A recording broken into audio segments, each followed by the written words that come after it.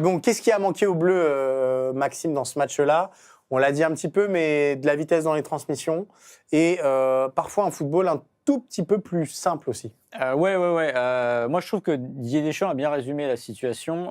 C'est-à-dire que ça manquait de percussion et de dépassement de fonction. Voilà. C'est des matchs où le risque est toujours là. C'est-à-dire que vous savez que vous allez dominer, vous savez qu'il n'y a pas trop de risque de vous faire prendre en compte.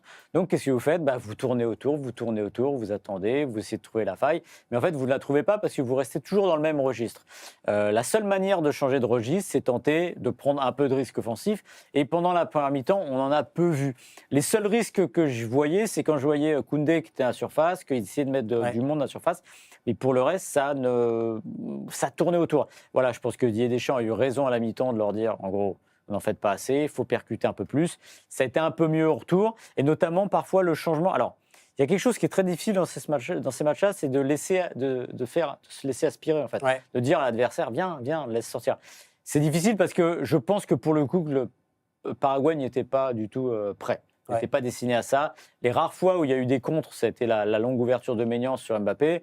C'est parce que, de l'autre côté, ils ont réussi un exploit individuel, aller jusqu'au poteau de corner et voire obtenir un corner, mais c'est très compliqué. Donc ça, je pense que c'était pas possible face à cette équipe-là.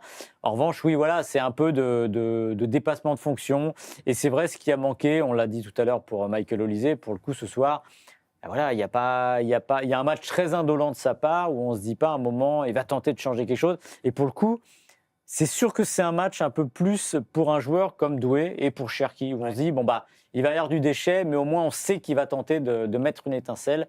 C'est pas ce qu'on a eu pendant très longtemps dans ce match. Ouais, et moi, c'était aussi quelque chose...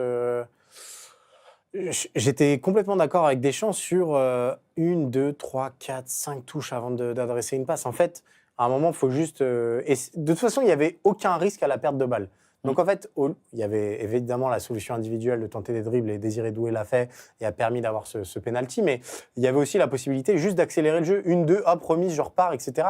Il n'y avait pas d'espace, mais il y avait quand même des choses pour mettre en difficulté ce bloc, parce qu'en fait, là, pour eux, c'était facile, les Paraguayens, 1, 2 touches. En fait, on a le temps de se replacer, de refaire bloc équipe. Alors que si on accélérait le jeu, et un joueur comme Antoine Griezmann, typiquement, dans un match comme ça, aurait eu l'intelligence de beaucoup plus décaler en une touche, de moins chercher le flashy et plus chercher de l'efficacité. Donc moi, ça m'a un petit peu manqué.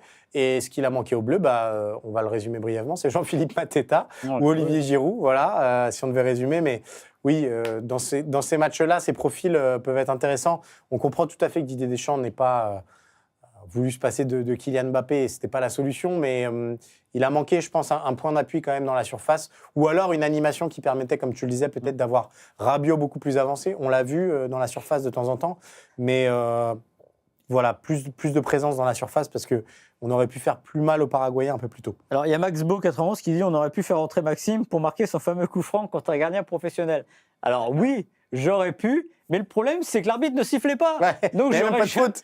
J'aurais pas eu le coup franc et j'aurais pas pu mettre mon coup franc à 20 mètres, donc j'aurais été fort mari aussi, voilà. Donc là pour le coup, je pense que je n'étais pas la solution. Puis en plus, moi je me serais énervé, donc pour le coup, c'était pas bon pour moi ça. Carouchérou qui nous dit aucun lien avec le Paraguay, juste une synthèse de la presse et des réseaux paraguayens pour avoir différents angles d'observation, élargir les points de vue pour une approche globale. Bravo. Tu ferais un excellent journaliste. D'ailleurs, tu l'es peut-être, mais en tout cas, c'est bien de dire ça. Voilà. On nous a demandé de parler du Maroc. Peut-être qu'effectivement, on peut se projeter un tout petit peu. On va vous remontrer donc le tableau final, les Bleus qui vont affronter le Maroc. Et je crois qu'on a d'ailleurs, je ne sais pas si c'est Saliba ou Cherki, qui parle de ce match-là.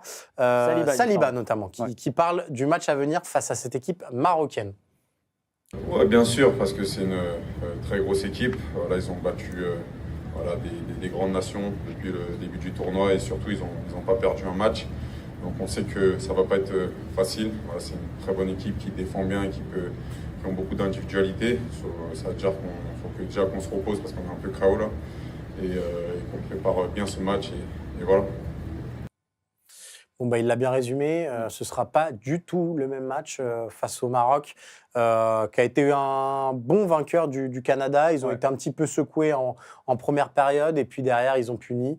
Ça va être un défi peut-être le plus gros jamais proposé à ces Bleus dans cette Coupe du Monde. On se souvient du Sénégal qui était quand même un gros morceau mais qui manquait de réalisme. Cette équipe-là, elle est polymorphe. Alors, il faudra surveiller l'absence ou pas de Saïbari parce que, mine de rien, sa Coupe du Monde est assez extraordinaire jusqu'à présent.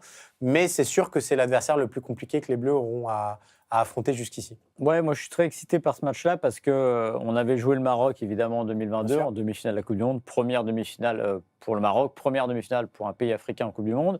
Et le Maroc a réussi quelque chose d'unique dans le football africain, c'est qu'ils ont confirmé, c'est-à-dire qu'on en a parlé suffisamment avant, pendant la CAN, avant la CAN, après.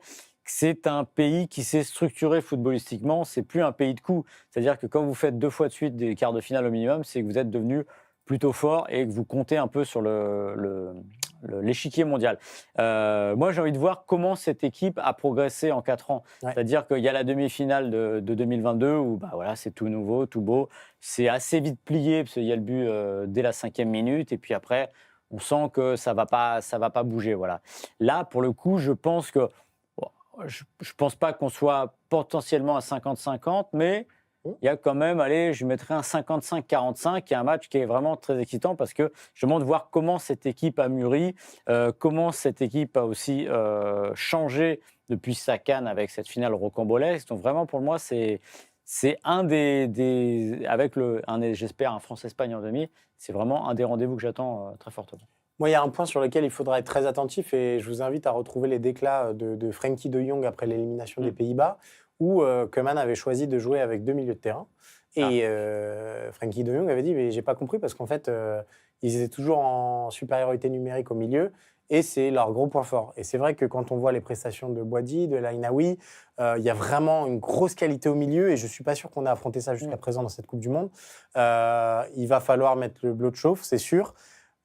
Je suis un peu comme toi, Maxime, mais je vais même aller en 60-40. À mes yeux, quand même, les Bleus restent favoris de ce match-là. Le Maroc est une nation du top 10 mondial, certes, mais individuellement a peut-être un tout petit peu plus de limites, enfin même plus de limites que l'équipe de France. Elle n'a pas les cracks qu'il y a devant. Donc voilà, grande méfiance. Le seul truc dont on peut être sûr, c'est que le Maroc, et on l'a vu face au Brésil, il n'y aura aucun complexe. Et ce n'est pas l'équipe marocaine de 2022. Ça aussi, c'est important de le souligner. C'est-à-dire qu'en 2022, on avait Regragui qui était un mini Deschamps avec des joueurs comme Amrabat qui étaient des joueurs de devoir. Et voilà, il y avait du Bouffal devant pour avoir un peu d'explosivité. Là, c'est une équipe qui est beaucoup plus construite en termes d'identité de jeu. Boadi en sentinelle qui contrôle un petit peu le tempo des matchs. Donc voilà, je pense que les Bleus auront aussi beaucoup plus de situations à exploiter. Ce sera un petit peu plus ouvert, donc une confrontation qui pourrait leur permettre, mais qui pourrait permettre aux Bleus de faire mal. Mais attention quand même, parce que quand on voit à quel point ils ont roulé sur le Brésil sur les 20-30 premières minutes, je ne serais pas surpris qu'ils tentent un début de match un peu pareil et il faudra être au niveau, là aussi dans l'engagement et dans les duels, pour calmer un petit peu tout ça. Alors on vous pose la question, qui voyez-vous passer en demi, la France ou le Maroc? Vous pouvez voter sous le chat et pour l'instant c'est largement la France. Alors nous on est du 55-45 ou du 60-40, vous c'est du 91-9, donc pour l'instant vous voyez la France largement passer. François qui nous demande canicule encore prévu pour les Carques. François, écoute, on va se dire les choses, François. Sans Martin, on ne sait pas parler de météo. Ouais, donc on va être obligé d'attendre le retour de Martin Mosnier demain dans le FC Stream Team à 20h sur YouTube et sur HBO Max pour vous donner des infos. Je crois savoir que Martin sera encore en direct de la gare de Boston, qui va devenir son spot préféré pour tourner.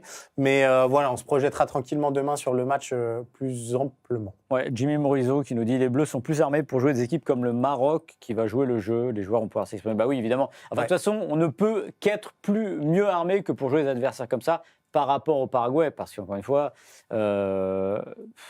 qu'est-ce que pouvait apporter le Paraguay? J'ai vu d'ailleurs une question intéressante, pas une question sur l'Allemagne. Il y a des gens qui ont trouvé l'Allemagne presque plus dangereuse que les Bleus ce soir face au Paraguay. Ils se sont créés plus de situations. Ouais. Exactement. Mais ils avaient qui devant? Ils avaient Kai Havertz qui mettait des têtes. Hein. Voilà. Et aussi, je pense que le match du Paraguay face à l'Allemagne est costaud défensivement, mais pas, pas au niveau d'héroïsme qui est demandé face à l'équipe de France. C'est-à-dire que c'est une équipe quand même qui se dit qu'elle va pouvoir avoir un peu plus mieux respiré, qui a un peu mieux respiré face à l'Allemagne. Là, face aux Bleus, ils savaient que c'était l'ennemi ultime.